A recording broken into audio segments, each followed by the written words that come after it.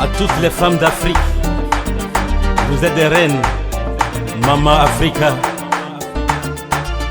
Reines d'Afrique, nous, femmes éternelles, nous couronnons la vie déceptionnelle. Notre amour est un joyau naturel et notre dignité perpétuelle. Reine d'Afrique, Reine d'Afrique, Reine d'Afrique. Bonjour à tous et bienvenue dans ce troisième numéro de Reine d'Afrique que nous réalisons cette fois-ci sans public à cause de la pandémie au coronavirus. Comme vous le savez, chaque mois, nous célébrons une femme africaine. Et ce mois-ci, nous vous avons choisi une jeune femme entrepreneur qui fait de la transformation des céréales du Mali, un métier qu'elle a hérité de sa maman. Bien avant, je vous propose le sommaire. Dans la rubrique culinaire, nous retrouvons Yaya Bondi qui nous propose des beignets au capitaine. Et la maman nationale, Madame Diakité Bani Kébé, nous parlera des bienfaits des plantes traditionnelles dans la rubrique bien-être. Et le coup de cœur du mois, nous vous proposons une jeune dame qui partage avec nous sa passion pour l'électronique. Elle repart des téléviseurs. Et enfin, dans la rubrique le droit de la femme, qui est très émouvant ce mois-ci, ça parle d'une petite fille qui s'est fait violer par un homme de 30 ans. Et voilà, mesdames et messieurs, c'est tout pour ce sommaire. Maintenant, je vous propose de regarder le portrait de la reine du mois. Elle s'appelle Alatou Dème. Découvrons ensemble. À tout de suite.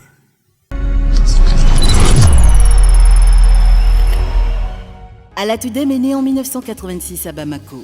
Elle est l'aînée d'une famille de 4 filles. Depuis le bas âge, elle développa un intérêt pour la culture des céréales grâce à sa maman à travers laquelle elle a appris à connaître différentes céréales. En 2008, Alatou Dème décroche une maîtrise en finance au Maroc à l'École supérieure internationale de gestion. Très vite, elle retourne au Mali et intègre l'entreprise familiale d'Ana Céréales que sa maman Aïssata Thiam a créée en 1992. Cette entreprise est spécialisée dans la transformation et la commercialisation des céréales locales comme le fonio, le mil, le riz. Dana Céréales change de nom et devient par la suite les céréales de Tatam en 2010 avec à sa tête Alatou Dème, qui devient aussi la secrétaire générale adjointe du conseil d'administration du réseau ouest-africain des céréaliers, ROAC. En effet, Alatou Dème apporte une touche moderne au fonctionnement de l'entreprise.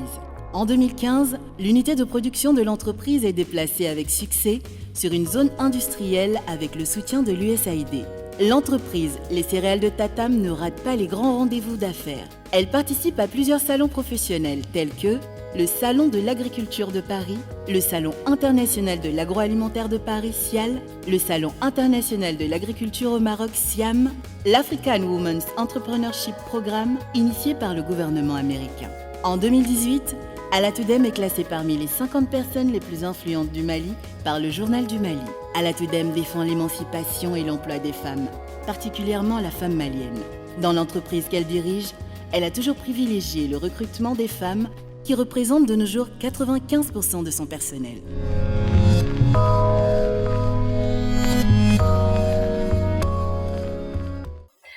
Chers téléspectateurs de ORTM1, je vous remercie de nous rester aussi fidèles à votre émission Reine d'Afrique.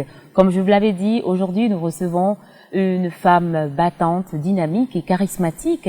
Elle s'appelle Alatou Dème, elle est transformatrice des céréales du Mali. Bonjour Alatou. Bonjour Fifi. Alors, pour commencer, nous allons prendre les mesures barrières qui nous sont édictées par les autorités sanitaires à cause de la pandémie au coronavirus. Bien. Alors, je pense que nous respectons les 1 mètre et plus, non? Oui. Et voilà, je te propose de prendre les gels. Merci d'avoir pris les précautions. Merci. Il est essentiel de se protéger, de protéger les autres. Voilà. On s'est lavé les mains, on s'est pas fait la bise. Non. Voilà. Tout va bien. Alors, Alatou. Oui. Mais alors, grâce à votre maman, vous avez appris à connaître l'environnement des céréales. Dites-nous comment cet apprentissage se faisait. Ma mère a toujours été une passionnée d'entrepreneuriat et j'ai grandi avec une mère de ce genre. À la maison, il y avait des femmes partout qui pilaient, qui ensachaient, qui lavaient. Donc, on a grandi dans cet environnement. On partait à l'école, on revenait. Les week-ends, on les aidait. Elles nous faisaient faire des petits boulots par-ci, par-là. Au fur et à mesure, on a appris. on a appris avec elle. Pour aimer, ça c'est venu avec l'âge, c'est venu avec l'expérience. J'ai dû faire un stage avec une ONG qui appuyait des femmes dans les villages environnants de Bamako. Donc ça m'a permis d'aller visiter un peu le Mali profond, le Mali rural, parce que j'ai vraiment grandi à Bamako. Et ça m'a permis de voir aussi la passion que ma mère avait pour les céréales était d'une importance capitale pour nous Maliens, parce que 80% des Maliens vivent de l'agriculture. Et je me suis dit, mais tiens, ma mère, elle est derrière moi depuis que je suis revenue des études, vient travailler avec moi, vient m'aider à en faire une industrie. Et c'est là le déclic de la passion chez moi s'est vraiment déclaré en voyant comment ces braves femmes se battaient. Quand on grandit avec quelque chose, on voit pas l'importance tout de suite. Mais je pense que en voyant avec l'expérience ce que les autres en font, je me suis dit que c'est une opportunité pour moi, pour ma mère, vraiment de faire de cette entreprise une grande industrie féminine, parce qu'il y en a pas beaucoup.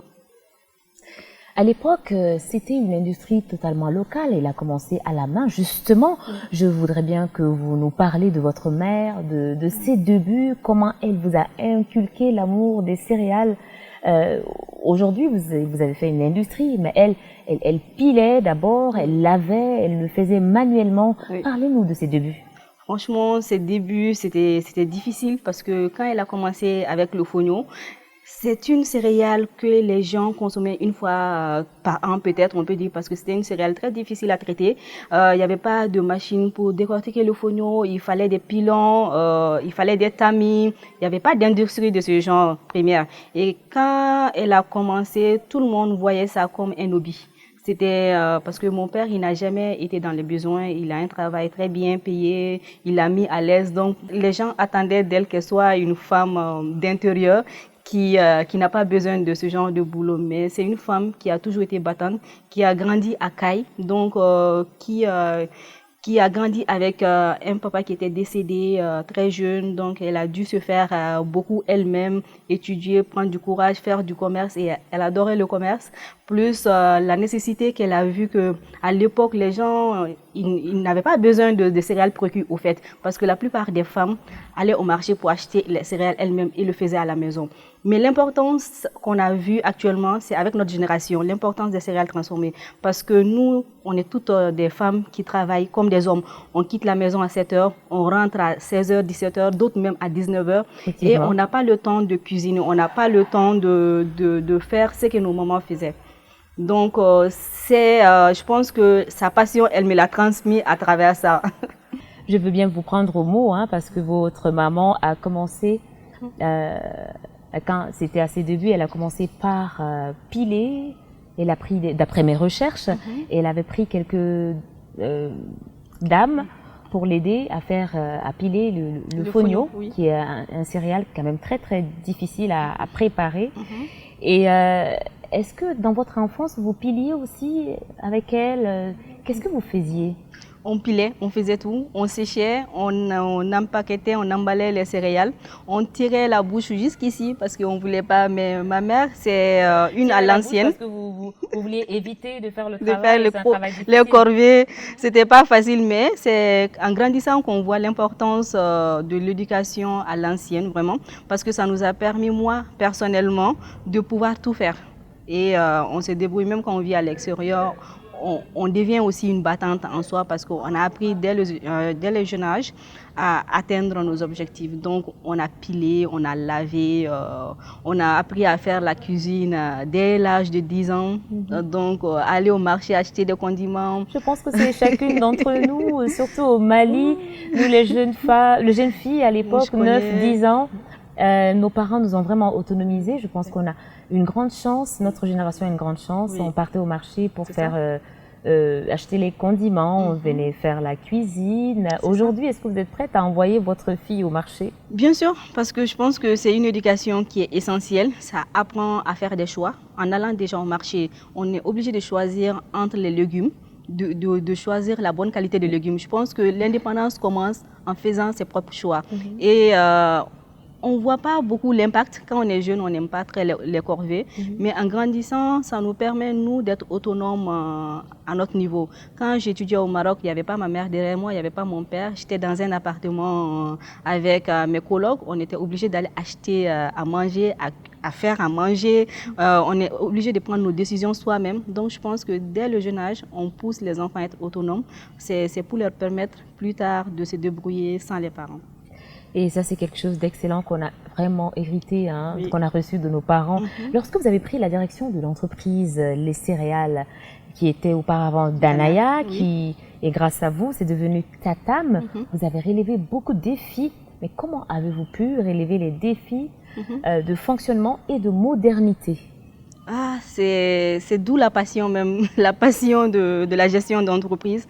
Le premier défi, c'était administrativement d'en faire une véritable entreprise. Comme on dit, il y a beaucoup, on était plus dans l'informel que dans le formel. Donc, quand j'ai repris l'entreprise, c'était vraiment de formaliser, d'amener à un niveau un peu plus professionnel, parce que je pense que les gens avaient une vision de la transformation très négative.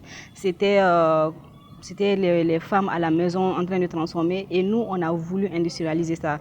Donc, on s'est donné comme objectif de bancariser déjà l'entreprise, d'avoir les statuts. Et c'était une entreprise individuelle. J'ai fait ramener à une entreprise... de renommée internationale oui. ou au niveau international? Oui, en faisant beaucoup la communication. Parce que je pense que ce qui manquait à ma mère quand j'ai repris, c'était surtout ça, la communication. Beaucoup de gens consommaient Danaya Céréales, les céréales de Danaya Céréales, mais ils ne savaient pas qui était derrière, ils ne savaient pas comment c'était fait. Et l'impact que j'ai eu surtout, c'était de nous mettre sur des réseaux, de mettre sur les réseaux sociaux, de communiquer sur tout ce que nous faisions et de participer beaucoup plus à l'international, à des séminaires, à des conférences pour impacter, pour dire qu'on est là, on est présent, on fait ça, il faut nous aider à nous améliorer. Je pense que c'est le challenge que j'avais et on a réussi parce que vraiment au niveau national déjà, on est connu. Au niveau international, on n'est plus à présenter non plus. Et c'est une entreprise qui continue à grandir parce qu'on continue à faire des choses de qualité. Donc le défi, c'était non seulement de rester dans la qualité qu'on faisait à l'artisanal et de l'amener au niveau industriel. Je pense que toutes les entreprises qui sont au Mali vivent cette difficulté parce qu'on change de main-d'œuvre tout le temps. Comment garder la qualité de ce que nous faisions? Que la qualité ne varie pas. C'était ça notre plus grand défi, je pense, les 10 dernières années. Parmi les produits des céréales Tatam, le fonio reste le plus célèbre. Oui. Mais qu'est-ce que vous avez comme produit en plus du fonio? On fait une dizaine de produits. En fait, quand j'ai repris, ma mère, elle faisait une vingtaine de produits. J'ai dû faire un choix sélectif parce que je me suis dit, la plupart des entreprises... 20 produits, c'est quand même conséquent, hein? Oui, 20 produits, c'est conséquent. Les gens ne se rendent pas compte, mais les femmes, dès qu'on dit que quelque chose marche, tout le monde veut faire. Donc, elles se dispatchent un peu. Je pense qu'il y a une déconcentration assez élevée à ce niveau. Donc, quand je suis venue, j'ai étudié les produits qui marchaient le plus à notre niveau et j'ai classé les produits pour sélectionner. J'avais sélectionné 5, mais ma mère m'a... C'était quoi vos critères de sélection? Mes critères, c'était la vente déjà, le succès auprès de la clientèle et aussi le potentiel pour exporter. Quel produit est exportable? C'était aussi l'un de mes objectifs premiers. Et comme il y a beaucoup de Maliens, beaucoup d'Africains qui vivent dans les pays et qui demandaient certains de nos produits, donc la sélection est partie sur ça. J'avais sélectionné 5 produits, mais on a un peu discuté avec la mère et comme il fallait faire des compromis, j'ai accepté de laisser il fallait élargir un peu, élargir à ce niveau. C'était pas des fortes demandes, mais c'était des demandes quand même un peu élevées dans le pays. Donc j'ai décidé de laisser. C'était au moins 5 produits? Oui, on fait du fonio précuit, du djouka, du monikoro, de la farine de mil, du dégué, chakri, donc, et du dégué, segouka dégué. On fait ça. On fait aussi 5 autres produits, le couscous de mil, bassi. On fait la farine de maïs, la brisure de maïs et le laro. Ah oui, le laro, c'est un plat légendaire, hein, oui. Et délicieux. Vous le faites précuit aussi? On fait un mélange de brisure de sorgho et d'arachide. Donc, on fait déjà tout le travail préliminaire. Il suffit de bouillir l'eau, de mettre un peu de poisson séché et de mettre le produit. Vous parlez de poisson, vous me faites venir l'eau à la bouche. Alors, dans notre rubrique culinaire, il y a du poisson, mais ce n'est pas comme le larron ou le poisson séché. C'est Yaya Bondi qui nous propose des beignets de capitaine. C'est quelque chose que j'avais jamais goûté, mais quand j'ai goûté, c'était délicieux. Je vous propose de le regarder.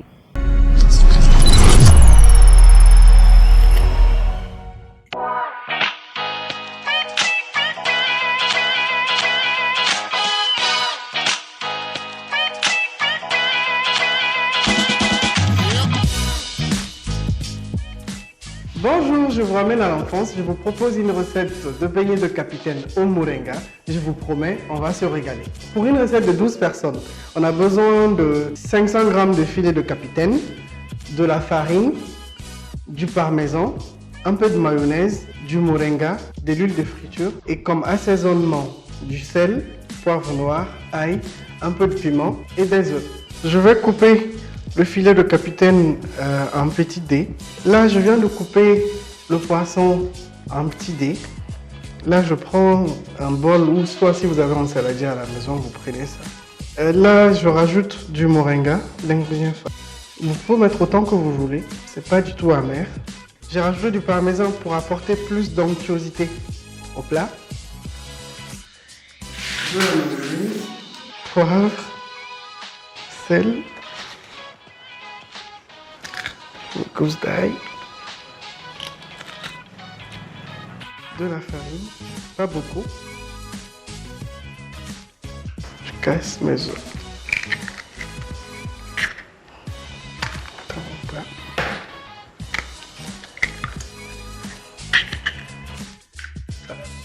Je mets la main à la pâte.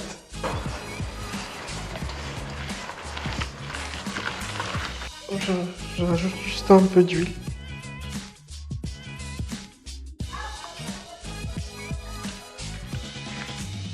Nous allons commencer maintenant à frire les beignets.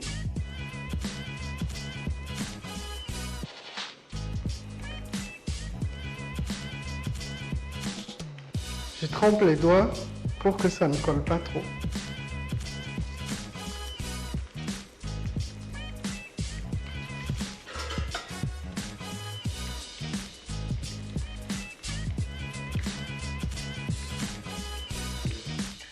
Voilà mon beignet, on va passer au dressage.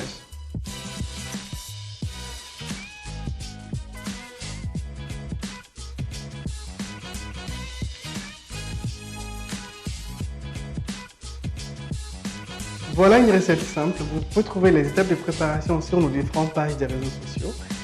N'oubliez pas de cuisiner, mais surtout, faites-vous plaisir. Alors, dites-moi, Alatou, quelle est la valeur, quel est l'intérêt économique que la transformation des céréales apporte dans notre économie? Voilà. C'est une valeur très importante. Il n'y a pas d'économie mondiale sans transformation.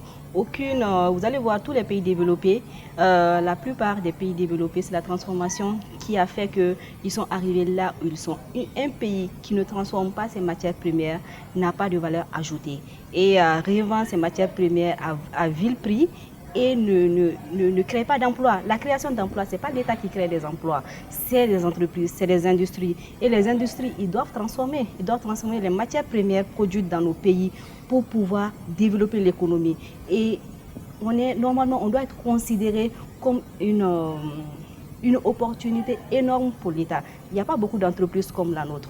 Les entreprises qui arrivent à aller dans la zone industrielle, à s'installer, à créer des emplois, à exporter nos céréales transformées, il n'y en a pas beaucoup. Je pense que l'appui à ce niveau doit être clarifié. Il faut que l'État nous valorise parce que nous, on valorise les céréales transformées. Il y a une chaîne de valeur qu'on arrive à faire vivre à travers notre entreprise, en achetant des matières premières aux coopératives. Les coopératives nous vendent ces matières premières, nous les transformons, nous les vendons au Mali ici. On les exporte. Les femmes, on crée de l'emploi pour des femmes, pour des jeunes. C'est un contexte global de création d'emplois qu'on doit encourager. Alors, est-ce qu'un jour, on peut espérer manger du fonio ou du mil en céréales au petit déjeuner, Bien comme sûr. les cornflakes. C'est dans nos projets, mais comme je dis, c'est par étapes. Nous, on s'est beaucoup autofinancé, donc on est en train de mettre déjà un produit sur le marché qui est la farine de mil fortifiée, je pense, dont le Malien a beaucoup plus besoin actuellement. C'est une première au Mali de fortifier, de mettre des vitamines dans une céréale locale et qui n'est pas le blé ou importé. Avec une entreprise de transformation et de commercialisation de céréales comme la vôtre, qu'est-ce qui est le plus difficile à conquérir et le plus facile à perdre? Et dites-nous pourquoi. Je pense que le plus facile à conquérir, c'est les clients. Le plus difficile, c'est les clients. Pourquoi? Alors dites-nous. Comme j'ai dit, une entreprise évolue à chaque fois. On se dit d'abord par la clientèle. On devient grand par ses clients. C'est les clients qui demandent. Si les clients ne veulent pas de ton produit, tu peux avoir toute la qualité que tu veux, ça ne va pas passer. Mais il faut répondre aux besoins du client. Je pense qu'on répond aux besoins du client, mais il faut aussi stabiliser. Il faut améliorer. Il ne faut pas rester... faut pas donner la même offre tous les jours. Même si c'est le même produit, il faut l'améliorer, il faut changer. Il faut que le client désire encore plus. Chaque fois, il voit des petits changements qu'on fait, les efforts qu'on fait pour lui. C'est vrai que le client n'aime pas la monotonie. Non. Il veut chaque fois quelque chose de nouveau. C'est ça. Et c'est ça qui fait que... C'est ça toute la difficulté de rester leader dans un marché. Parce qu'on a des concurrents, on a des milliers de concurrents. Tout le monde veut faire des céréales transformées. Et pour nous, ce qu'on a trouvé comme défi, c'est de faire la qualité. S'il y a trop de mauvaise qualité dans une matière première, nous, on ne peut pas vendre ce produit. La matière première est vraiment essentielle dans notre travail. Alors, quand vous parlez de matière première, ça me fait penser à une de nos rubriques, le bien-être, comme je vous l'avais dit. Et dans notre émission, le bien-être passe partout. Hein. Ça peut être le manger, ça peut être les produits, ça peut être la beauté, la santé. Mais là, nous allons parler d'une femme. Elle est la fondatrice des secrets de femmes. Elle s'appelle Madame Diakité Bani Kébé. Elle va nous parler, elle va nous dévoiler les secrets des plantes traditionnelles qu'elle utilise dans son quotidien pour le bonheur des femmes et surtout des couples, car elle est conseillère conjugale avec sa fille Rokia Diakité, que je vous demande de suivre.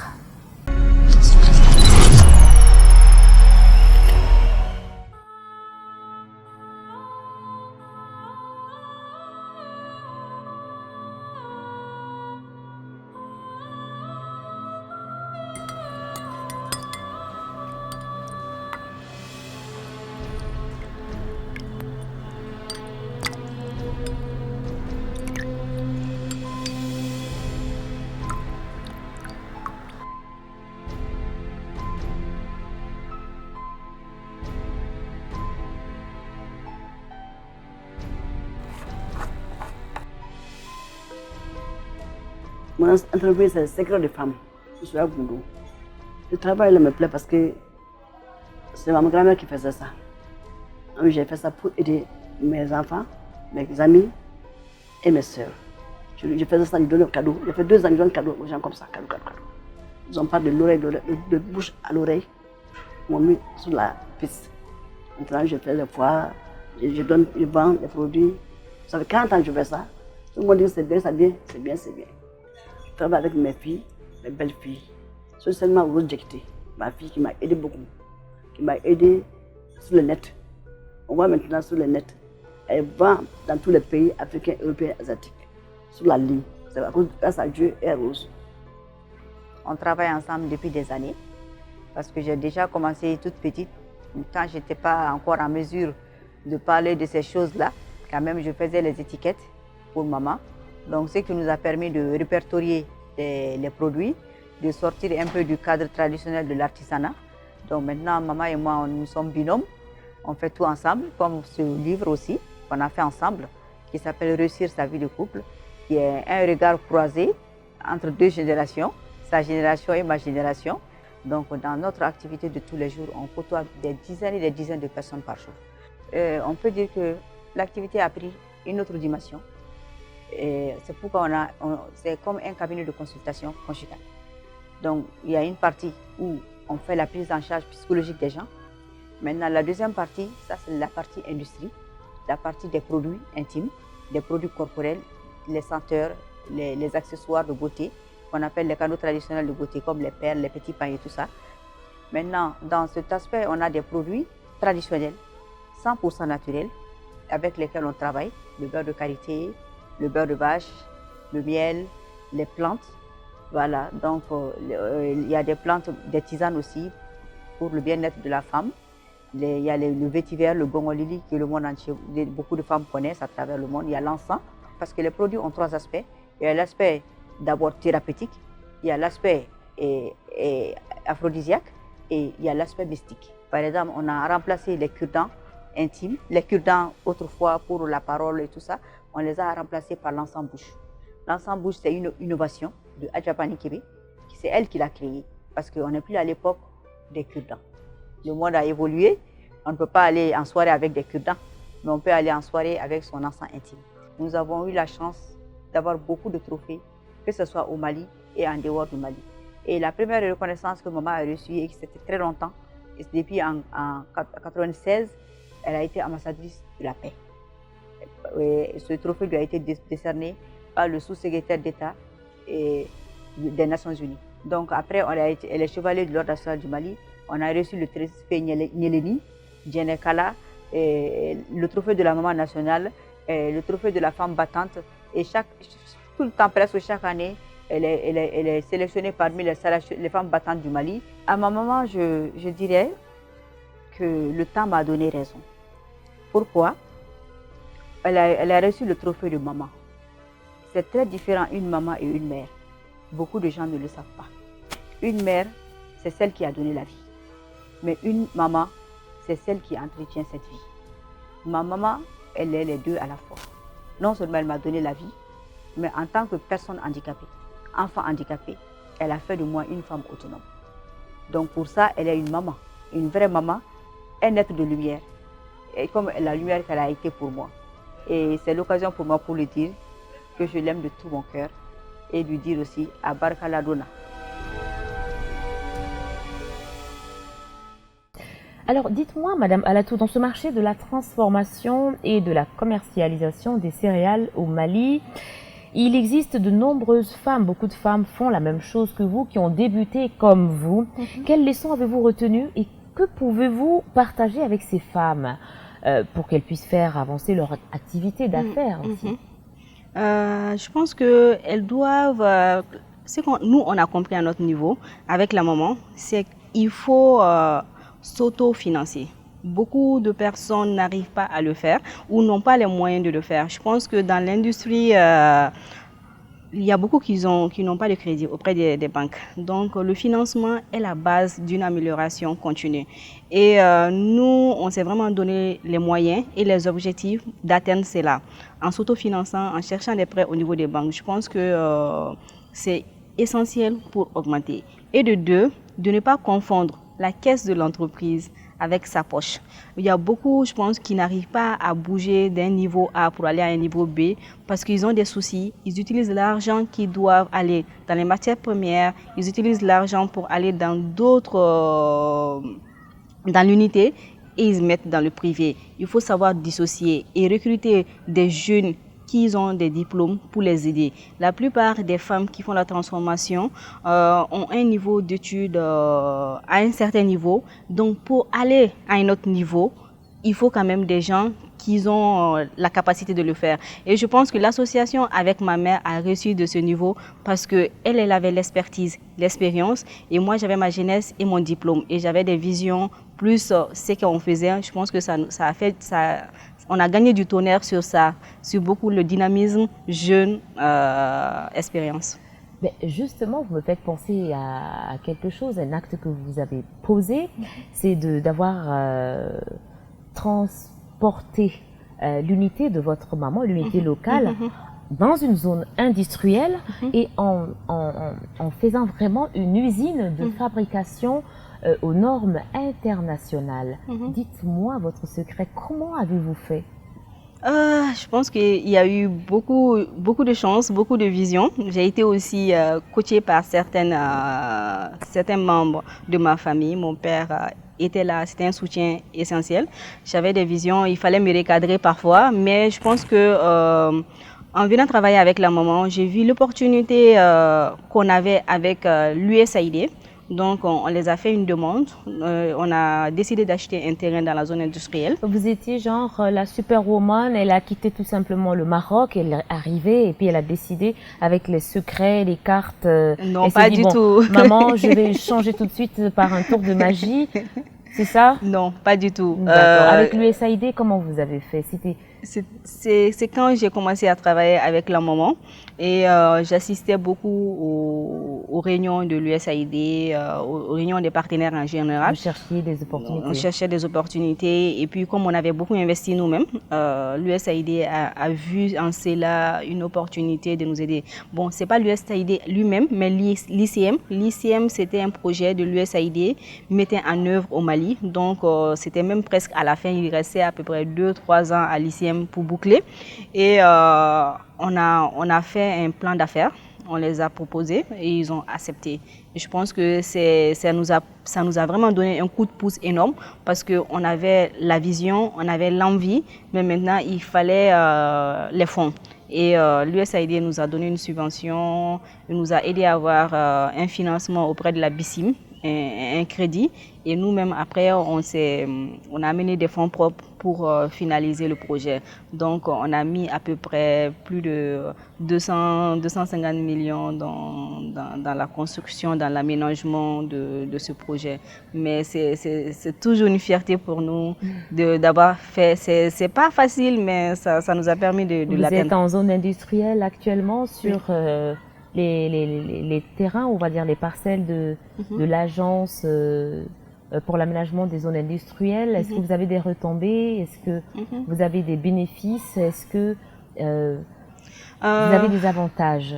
L'avantage qu'on a actuellement, c'est qu'on est plus professionnel. Les gens nous respectent beaucoup plus parce que l'adresse aussi impacte beaucoup sur la clientèle, sur les partenaires. Déjà, quand les partenaires viennent en zone industrielle, ils savent que ceux-là, ils sont là pour le travail. Donc ça, c'est déjà un bénéfice. Mais franchement, c'est vrai que la zone industrielle nous a un peu dessus.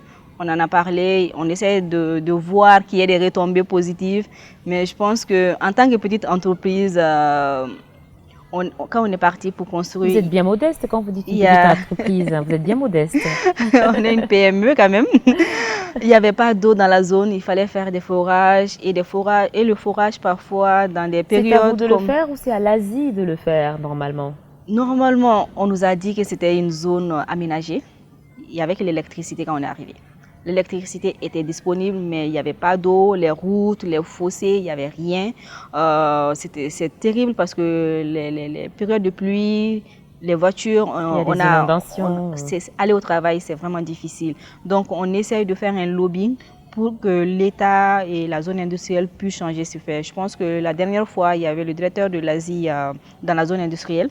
Il est passé à l'unité, il nous a fait beaucoup de promesses. Il a dit que c'est en cours, ils vont faire des chemins, ils vont mettre des goudrons et faire des fossés. Je pense qu'il est essentiel de clarifier ça. Alors, êtes-vous féministe? J'aime pas le mot féministe, mais je me définis comme féministe parce que je pense que... Jusqu'à quel degré? Un degré assez élevé parce que j'ai beaucoup d'ambition. Et être une femme en Afrique, et particulièrement au Mali, et avoir de l'ambition n'est pas très bien vu. Ça ne veut pas dire qu'on est féministe. Non, justement, mais si on aime nous mettre dans ce cadre, je me mets bien évidemment bien. Parce que être féministe, c'est quoi? C'est vouloir avoir ce que les autres ont. Pour une femme, sortir à 6 heures de chez elle, rentrer à 20 heures n'est pas bien vu. On va te traiter de tout. Voyager, je voyage énormément, je suis tout le temps dans les avions. On te juge sur tout, ton habillement, ta manière de parler. Et quand on est ferme, on dit que Idjamanedo en Bambara, clairement. Voilà. Donc je pense que je suis féministe dans ce sens parce que je pense que les femmes, on est plus de 50% de la population, on mérite d'atteindre nos objectifs. Ce n'est pas toutes les femmes qui rêvent de travailler. Quand tu as de l'ambition, on te dit, est-ce que tu pourras te marier? Moi, combien de mes tantes, combien de mes connaissances me disent, avec ton voyage, avec tes voyages, avec ton travail, tu crois que tu peux avoir un homme comme ça? Ça me choque parce que ça veut dire quoi? Une femme, on te dit d'aller à l'école, mais on ne te permet pas d'avoir de l'ambition. Ton ambition après l'école, c'est quoi? D'avoir un petit boulot pépère, de revenir à 16 heures, de prendre soin de ton mari. Mais si tu as une ambition beaucoup plus grande que ça, tu peux, socialement au Mali, on ne t'accepte pas. Est-ce que ça veut dire que c'est l'homme qui reste la seule liberté pour la femme? Oui. Est-ce que c'est ça? Parce que ça veut dire qu'on n'a pas le droit de s'épanouir, même si on est multimillionnaire ou multimilliardaire, on est chef d'entreprise, ouais. Mais le bonheur d'une femme se résume à être mariée. Oui. Est-ce que vous êtes d'accord avec ça? Je ne suis pas d'accord, mais je viens des familles Peul. Les Peul, on est très traditionnalistes, on aime ça. On va dire, vous êtes très conservateur. Oui, on est conservateur de ce point de vue, mais j'ai eu la chance d'avoir un père très intellectuel qui a eu 5 filles. Ouvert d'esprit? Ouvert d'esprit, qui nous a dit le premier mari d'une femme pour lui, c'est son travail. Il faut être passionné par ça. Il veut qu'on se marie, qu'on ait des enfants, il veut avoir des petits-enfants, mais il dit qu'un homme qui ne te soutient pas dans ce que tu fais n'est pas fait pour toi. Je pense que quand tu as de l'ambition, mais il y a des femmes aussi qui veulent rester à la maison, prendre soin de leurs enfants. Ça aussi, je respecte. Je pense que c'est la majorité de la population malienne, on va dire. C'est notre culture, c'est nos familles, c'est notre éducation, parce que de génération en génération, on va dire que nos arrière-grand-mères et nos grands-mères aussi sont restés dans ce cadre-là en disant que l'homme reste le chef de la famille. Et qu'on n'a pas notre mot à dire, on te choisit ton mari, voilà. Bon, les temps ont changé.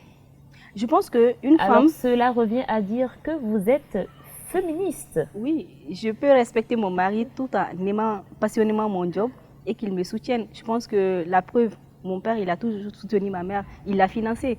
Parce qu'il a financé l'entreprise autant qu'il le pouvait.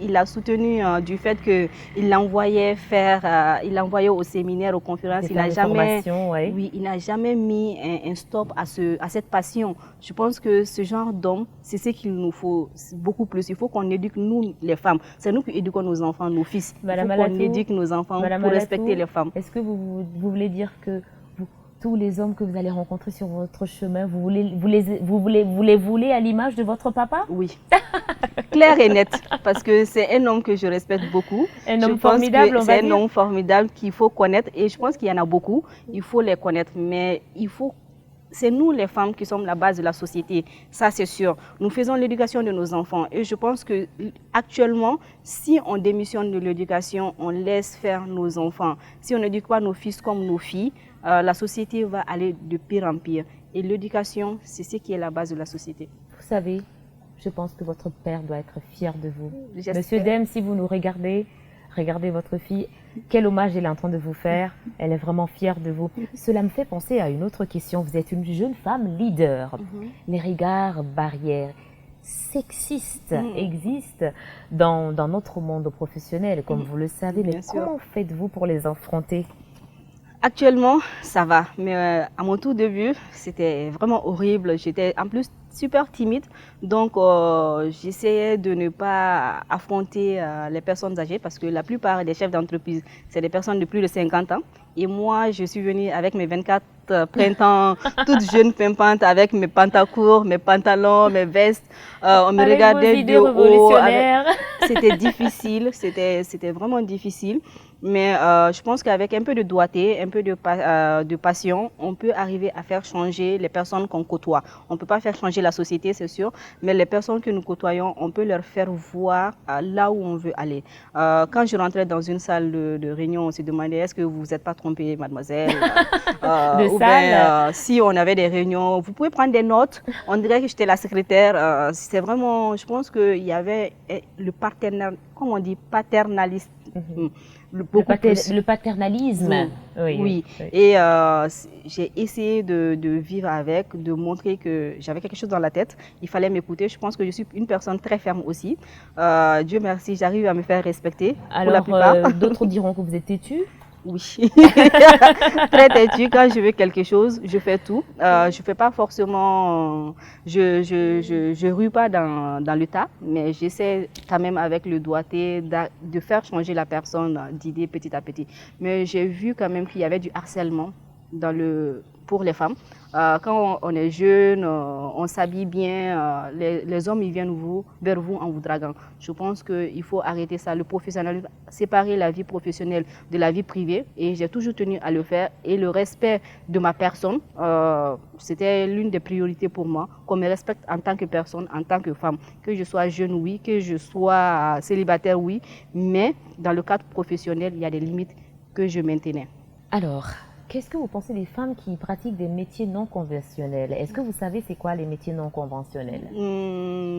Les métiers mécaniciens, j'imagine, c'est ce qu'on dit, c'est non conventionnel. Les métiers faits par les hommes, conducteurs de tracteurs, je sais pas. Femmes font. Oui. Que pensez-vous de ces femmes-là? Franchement, il faut les applaudir, il faut les soutenir.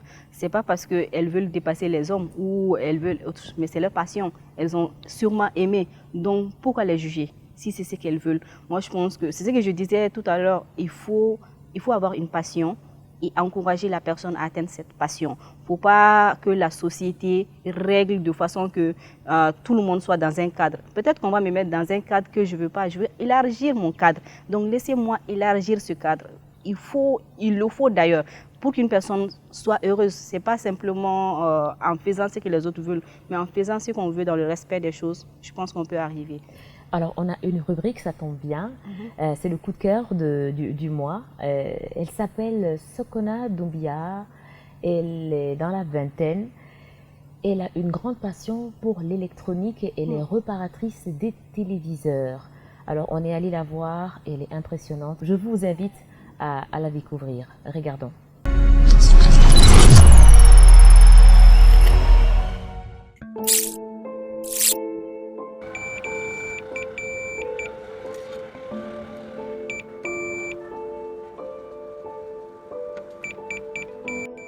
Ne tɔgɔ Sokona Dumbuya, ne si bɛ san 23, ne ye électronicienne de ye, ne ka baara ye télé dilan de.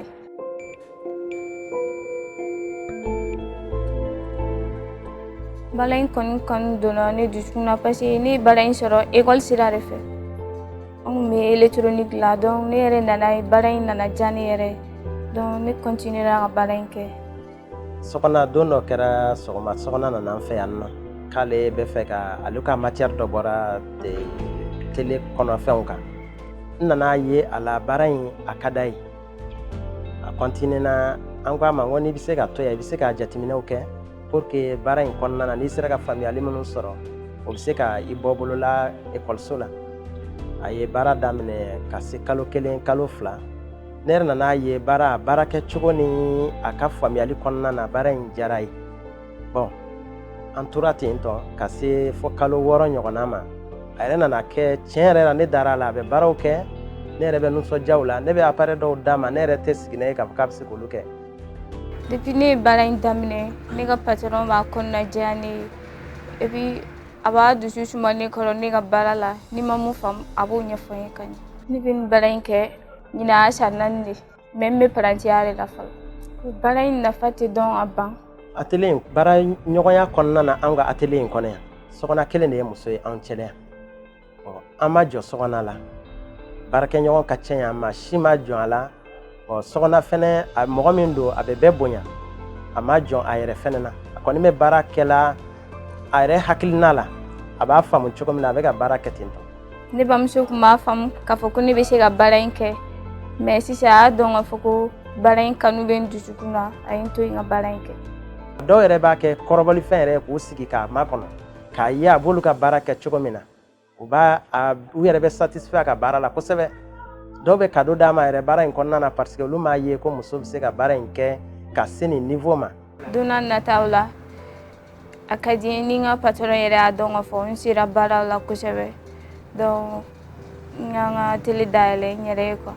Ne bɛ wele ka min se n tɔɲɔgɔnw ma o ye u k'a faamu k'a fɔ cɛ ni muso bɛɛ dama ka kan baara la mun b'i nafa o de ka baara ye.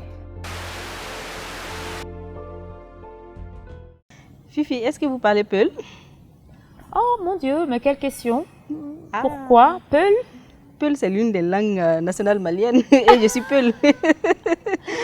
Alors, qu'est-ce que je peux dire en Peul? Ananta Fulfulde? Mirinana. Alors, qu'est-ce que je dois dire? Minana ou Anana? Mirinana. Mininana. Oui. Alors, ce que je comprends en Peul, vous voulez que je vous dise? Oui. Midoïdima. Ah, Mideyidima. Ça, c'est international, ça. Ben voilà, ça veut dire... je t'aime. Je t'aime, voilà. Oui. C'est la langue de l'amour aussi. Bien sûr. Vous êtes à la tête de cette entreprise familiale que votre mère vous a léguée depuis 2010. Pensez-vous associer d'autres membres de votre famille? Oui, il y a ma jeune sœur qui est en France, à Caen, qui est en train de faire biochimie, biologie et qui va faire des études après de responsable qualité. Elle va venir? Elle va, oui, après ses études de responsable qualité, elle va venir dans l'entreprise travailler avec moi. Mais déjà même, elle est en France, parfois je lui envoie des textes, elle fait mes textes, elle corrige, elle m'aide dans mes rapports. Donc elle travaille déjà un peu avec moi. D'accord, donc c'est une entreprise totalement familiale, Oui. Les sœurs vont Bien sûr. participer, elles vont... Chacune est vraiment investie dedans. Déjà, elles sont actionnaires. Ma mère, on a composé l'entreprise de sorte que ma mère est l'actionnaire principal. Nous, 4, on est actionnaires minoritaires, mais chacune est investie. Pendant les congés scolaires, elles viennent, elles font des stages, elles travaillent, elles apprennent le lavage, elles apprennent le conditionnement. Ma mère, c'est une femme active, donc elle apprend aux enfants que le congé, c'est pas fait pour dormir. La grâce matinée, elle ne connaît pas. Est-ce que c'est pas la plupart des mamans? Ah, la mienne, elle est très ferme. Donc, on a appris le dimanche à se réveiller, à aller au marché, acheter le condiment, venir cuisiner. Et le congé, aller à l'usine, aider les femmes à transformer, à voir comment le produit, la matière première est fait jusqu'au produit fini. Donc, on fait toutes les étapes. Moi, même quand j'ai commencé à travailler, j'ai commencé avec les machines, avec le lavage, le tamisage. On a fait un peu de tout. Le tamisage, Oui. le tamisage de quoi? Le tamisage des céréales, du fonio, fonio, du mil, parce que quand le mil, la matière première nous vient, c'est un peu sale, il y a des détritus. Il faut tamiser, enlever tout ce qui est sale, décortiquer, rétamiser. Je veux bien vous prendre au mot parce que mes téléspectateurs, ils sont curieux de savoir que vous avez appris ça à bas âge avec votre maman. Après, Oui. vous êtes parti faire vos études au Maroc, vous êtes revenu.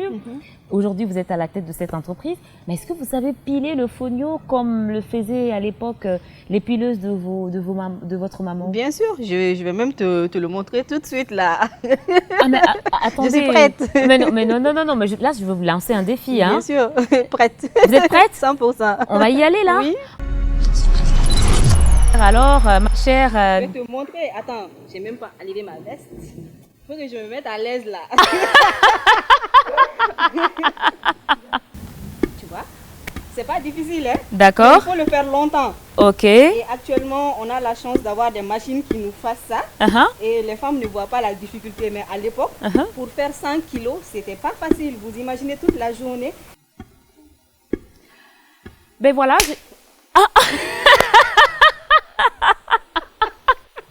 Mais je n'ai rien à dire. Hein.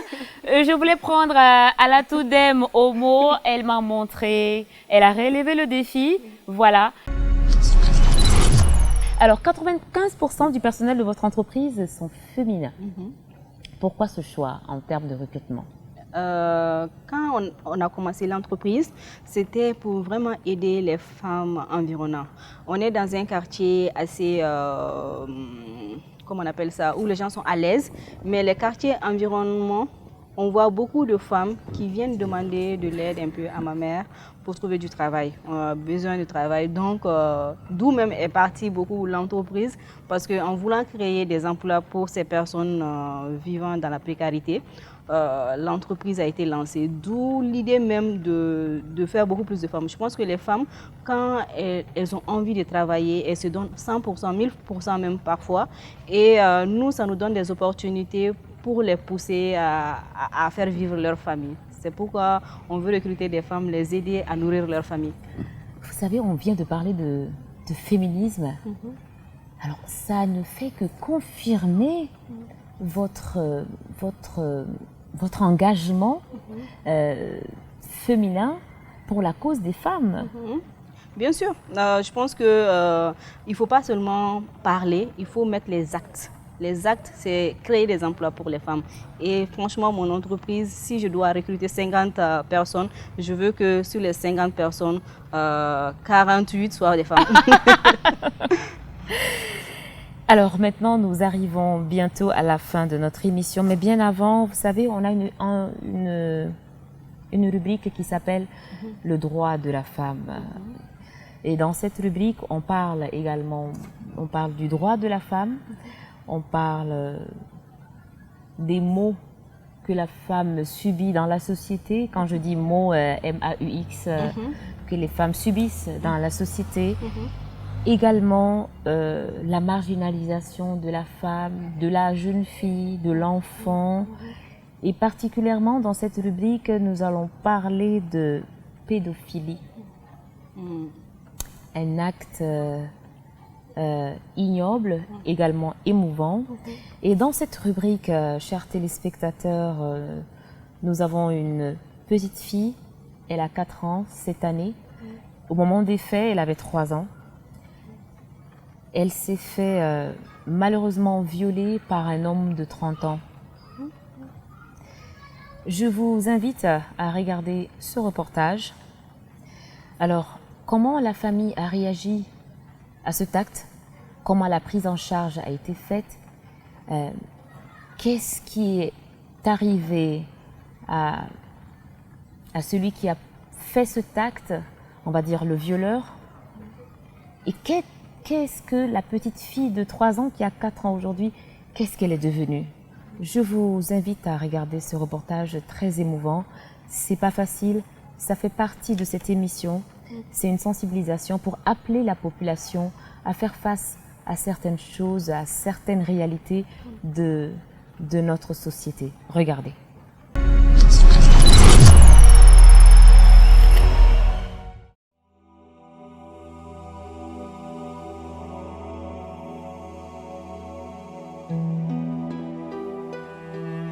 N taara sɛnɛ na so. Bon, sɛnɛ in kɔnɔna na, n bɛ to ka bamuso de wele ka a ɲininka den ninnu ka kɔɲɔw na. N'a y'a sɔrɔ baasi t'o la. Donc nin don a y'a sɔrɔ den bɛ sunɔgɔ la. Bon, sunɔgɔ in kɔnɔna de la, donc ale wulila ka taa dɛgɛ feere. Petini dɔ de bɔra dugu kɔnɔna fɛ ka na chantier baara la.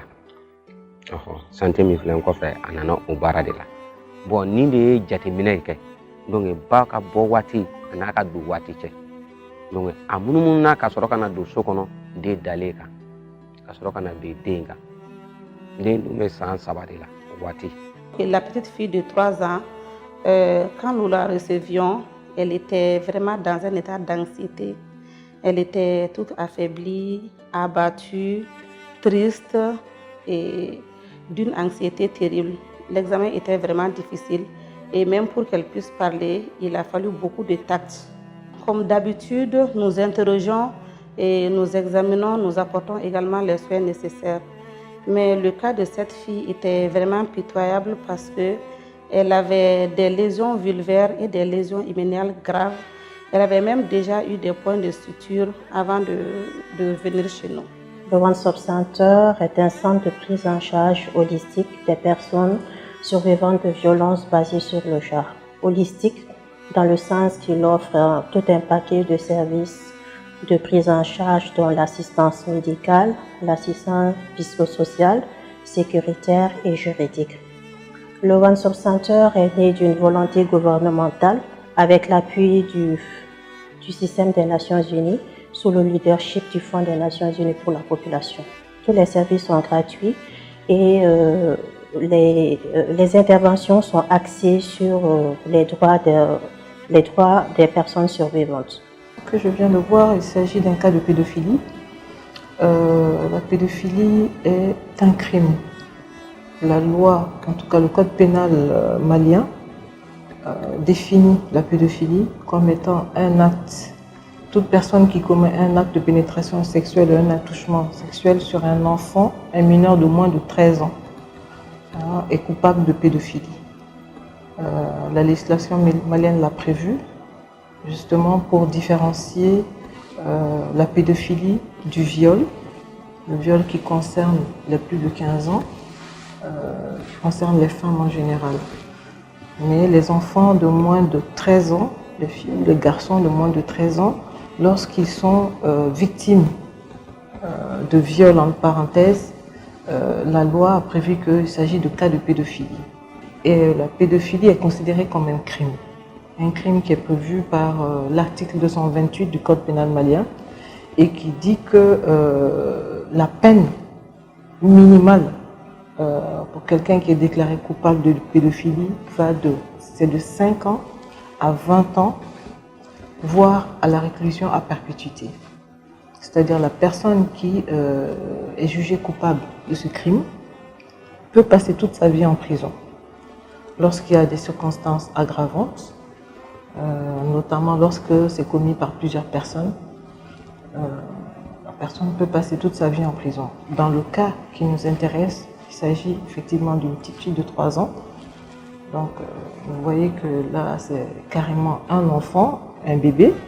Donc il s'agit effectivement d'un cas de pédophilie. Dans ce dossier précis, l'instruction est déjà terminée et le dossier a été renvoyé devant le procureur général de la Cour d'appel.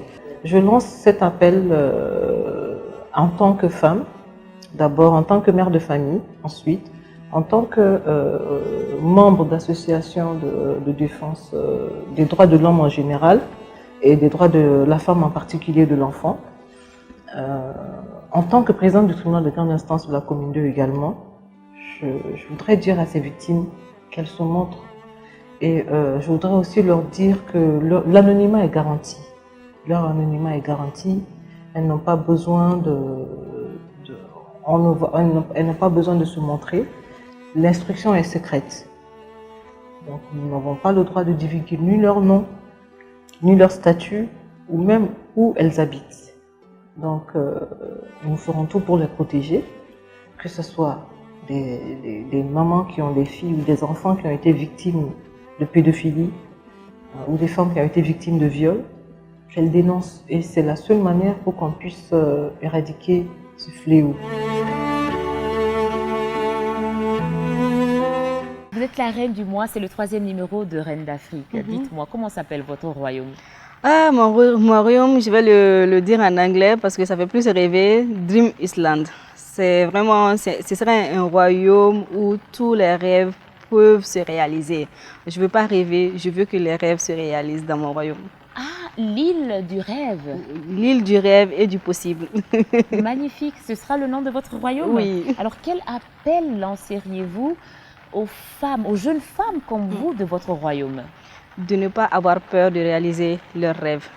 Rêver, c'est grandiose, mais le réaliser, c'est 10 000 fois meilleur encore. Je pense que mon royaume, réaliser les rêves, est l'objectif principal. Mon Dieu, à la tout, mais vous me faites rêver aussi. On dit que le nerf de la guerre, c'est l'argent. Quelle serait la monnaie de votre royaume? La monnaie, pourquoi pas Djigé? Djigé, c'est espoir. Djigé? Djigé. Ah oui. C'est un peul? C'est un peul. Djigé. Djigé. Ok, d'accord. Mon accent est terrible, mais je crois que les peuls vont finir par comprendre. Mais l'espoir fait vivre, je pense. C'est vrai. Et quelle éducation donneriez-vous aux enfants de votre royaume? Qu'ils comprennent que l'égalité, l'équité et la justice doivent être les priorités du royaume, dans l'éducation même en tant que telle. Si on apprend à tous les enfants qu'ils sont égaux, qu'ils ont droit aux mêmes rêves, qu'ils ont droit de réaliser les mêmes choses, qu'ils peuvent le faire, ce serait vraiment parfait. Vous parlez de l'égalité, de l'équité, de justice. Je peux comprendre que c'est vos parents qui vous ont inculqué cette éducation. Alors, nous arrivons à la fin de cette émission, Reine d'Afrique. Je vais vous dire, par les pouvoirs qui me sont conférés, je dois vous déclarer Reine du mois. Merci. C'est un honneur, j'accepte avec plaisir. Pour être la reine? Pour être la reine, et qui sait, pour changer les choses. Bien avant, je vais laisser le plaisir à quelqu'un d'autre de vous couronner. D'accord. D'accord, donc je fais 1, 2, alors je dis 3, alors vous pouvez regarder maintenant. Ah, c'est une surprise là. Oui.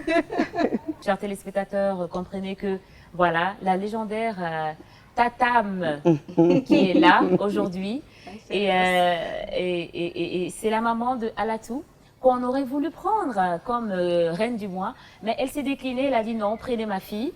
Et c'était à la grande surprise de Alatou. Et aujourd'hui, on a fait cette surprise à Alatou également pour que sa maman la couronne. Alors maman, à vous l'honneur de couronner votre fille grâce au legs. Vous méritez plus que moi, Alatou Deme. Sincèrement, je vous remercie.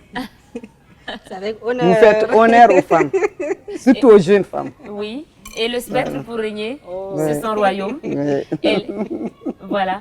L'arrière-petite-fille de Cheikh Martal. Ah, oui. Voilà, ton arrière-grand-père était un roi. Oui. Aujourd'hui, tu es une reine. Oui. C'est pas une surprise. Oui. vraiment, je la remercie beaucoup parce que sans elle, le royaume n'allait pas exister. Et la reine n'allait pas exister. Elle a fait de moi ce que je suis aujourd'hui. Et elle continue à nous soutenir, à nous maintenir dans la qualité. Parce que c'est elle notre testeuse, c'est elle notre juge. Elle est vraiment, c'est le pilier de l'entreprise. Je peux rêver grand, je peux faire de grandes choses, mais sans elle, ça n'aurait pas été possible. Ne pleurez pas, je vois les yeux qui dilatent déjà. Qu'est-ce qu'on va dire? Moi, Maman, merci. J'ai dit toujours d'avoir confiance à la jeunesse. Voilà, chers téléspectateurs, c'est la fin de cette émission que j'ai eu le grand plaisir de vous présenter. Nous vous retrouvons bientôt sur ORTM1 pour un autre numéro de Reine d'Afrique. Mais d'ici là, prenez soin de vous et des autres en vous lavant régulièrement les mains avec du savon à cause de la pandémie au coronavirus. Pour toutes les questions, retrouvez-nous sur Facebook et YouTube. Nous allons vous répondre. Nous sommes des reines et nous régnons sur notre royaume. À très bientôt. Vous êtes des reines, Maman Africa. Reine d'Afrique, nous, femmes éternelles, nous couronnons la vie déceptionnelle. Notre amour est un joyau naturel et notre dignité perpétuelle. Reine d'Afrique, Reine d'Afrique, Reine d'Afrique.